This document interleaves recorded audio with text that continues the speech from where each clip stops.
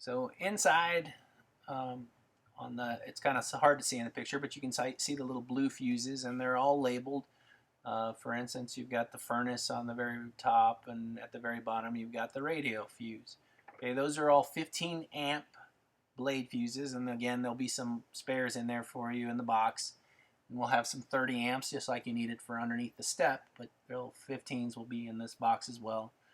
And these are just the DC circuits. You'll also see the AC breakers. So you see a 30 amp, a 15, a 15, a 15, and a 20. It's off. The 20 that is off is your air conditioning pre-wire. Okay, so this is where you're ready and set up for air conditioning once they start manufacturing it again. I saw your email saying that you hoped that you got it. Unfortunately, Ken, we've had these on order since April of last year, and now we're into June, a year later. So, yeah, hopes of getting these. Yeah, it's just not happening. But eventually, they will be produced again once we figure out how to manufacture our own things again. So, but you will want the Mach 8. The Mach 8 is basically the only air conditioner that really runs off a Honda 2200. A lot of other brands, and they say they will, but they don't. Okay, we've tried. We've done this a long time.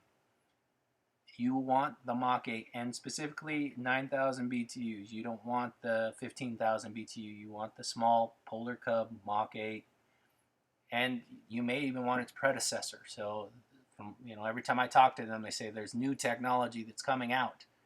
Okay, and it may actually beat the old technology into the market once it is out. So you might want to touch base with me before once things are available again, and that way I can let you in on the newest technology. Okay. You'll want to obviously turn on that branch when you do have an air conditioner installed, and that'll power things up. For now, you want to leave that 20 amp branch off. The 15, 15, and 15, those are those plugs that I told you will not work unless you are plugged into shore power or your generator. And then against the 30 is your main, so that's allowing the power to come in and then charge, so that's your main AC breaker. And then on that left side where you see the blue, again, those are all the DC branches for all the DC appliances. And then at the very top, which you actually can't see, there's a couple 30s in there as well. And those are your DC mains. So your converter, complicated, yes, somewhat, but really nothing to do in here. If you were to add, let's say you were to add something and you had the wires unplugged and you cross the wires, you might blow one of these 15 amp fuses. Otherwise, they would blow right now if we've done something wrong. And all the systems have been tested and checked, everything works. So we know we have not done anything wrong.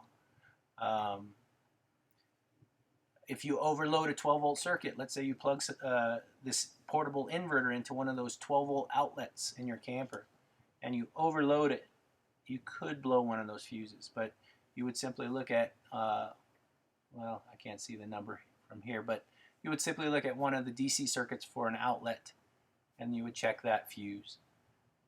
Also, the inverter itself has a DC blade fuse in it, so you would need to check that fuse as well. So 2 fuses if one of the outlets stopped working to check. One at the inverter, the portable inverter, and one at the converter.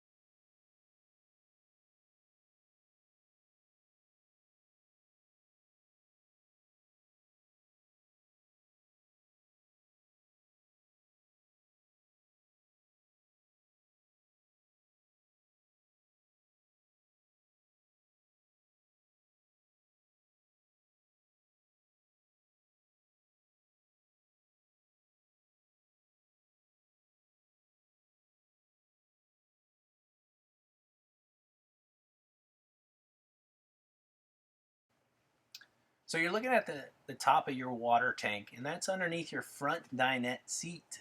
So the front dinette seat, I think of the camper like the way it sits on a truck. So the front is the cab over, essentially. That's towards the front, and the entry door is the rear. So this is your water tank, and it should be nice and whitish looking like you see it here.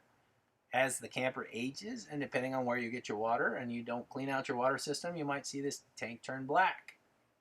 That's bad. So we're talking about cleaning out the water system, and you can bleach out the water system once a year. You can use white vinegar, but you really need to clean the water system. I usually use about a cup of bleach to about a 3/4 tank full of water.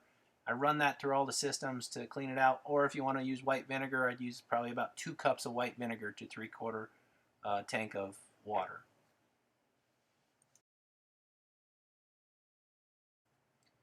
So now we've moved from the front dinette seat to the rear dinette seat. Okay, so underneath the rear dinette seat, you're going to see this Lippert box, and this is the brain to your happy jacks, your electric jacks. And you can see kind of the, I don't know, flesh-colored fuses there. Those are for each one of the jacks. So one is for the main power coming in, and then each jack, which there are 4 jacks. So if one of the jacks stops operating, you might check a fuse here. There's also a little light on this when this is functioning, and it'll turn red when it's turned off. And then you'll have to hit the 2 middle buttons and the 2 upper buttons to arm it, and that'll turn everything back on. You'll get a green light on this remote. There's a little black wire, which is the antenna, and that's a loose wire. It's simply just an antenna.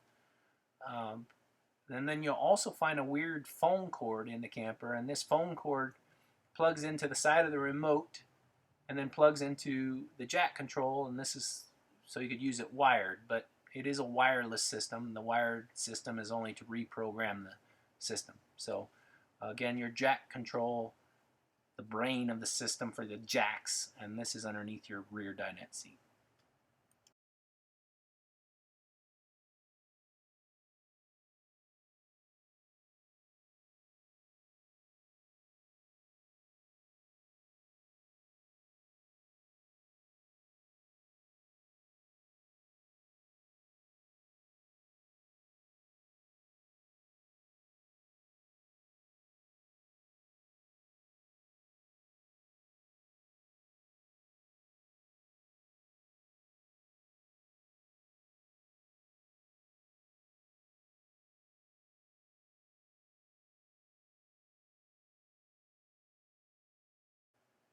So now we're looking at the carbon monoxide detector, and then the next one will be your LP detector. The carbon monoxide detector is going to be high, and it's going to let you know if you're using too much oxygen.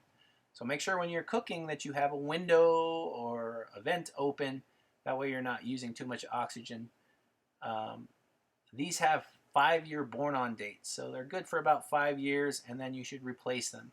You can simply go on into Amazon and type in the model number, and most of the time you're able to get yourself a replacement. So this is the carbon monoxide detector. It'll let you know about oxygen. Now we're looking at the LP detector, and now it's below your feet as you're sitting at the table. And it's low because LP is heavier than air. And so the LP, if you had a gas leak, is going to drop to the floor, and this is going to let you know. Again, this has a 5-year born-on date, so you need to replace these every 5 years. Okay, if you don't take the power away from the camper, these will, by pushing the little button in the step, these will drag down your battery, so make sure to turn off the camper when not in use.